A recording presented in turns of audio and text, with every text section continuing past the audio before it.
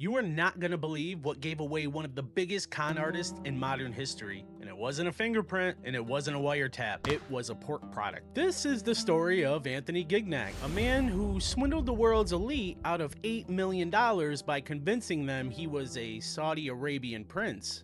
And he kept this act up for over 30 years. It starts in the 80s. Anthony isn't royalty. He's a kid adopted from Colombia, growing up in a regular home in Michigan. But he realizes early on that if he acts important, people treat him important. At 17, he's already checking into 5-star hotels, claiming he's royalty, and billing everything to a non-existent tab. Anthony gets caught, but he doesn't stop. He just gets better. Now fast forward to 2017, he is now living in Miami as Sultan bin Khalid Al Saud, and the commitment to the bit is absolute insanity. Anthony buys a condo on Fisher Island, the richest zip code in America, and puts a plaque on his front door that literally says Sultan. Anthony drives a Ferrari with fake diplomatic license plates. He wears heavy diamond jewelry with traditional robes. He even hires bodyguards to walk around him carrying fake diplomatic papers. Anthony travels the world meeting with huge real estate developers and investors. He tells them he has access to his family's massive oil fortune and wants to invest hundreds of millions into their businesses. But, because of royal protocol, he can't access his cash right this second. So he asked these guys to front him some money or buy him gifts to show him respect. And it works. People give him paintings, cash. One investor sends him $5 million.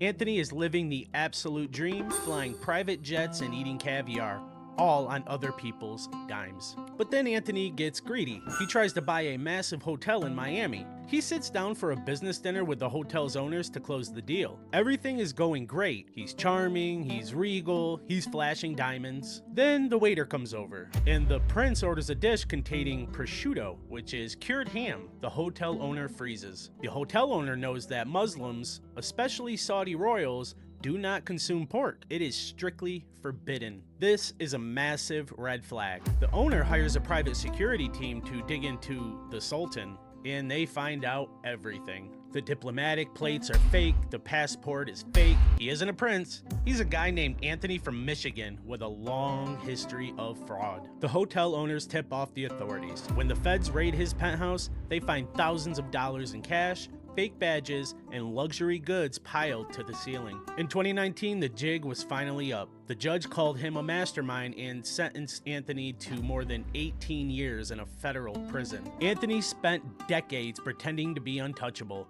only to be taken down by not refusing a piece of ham.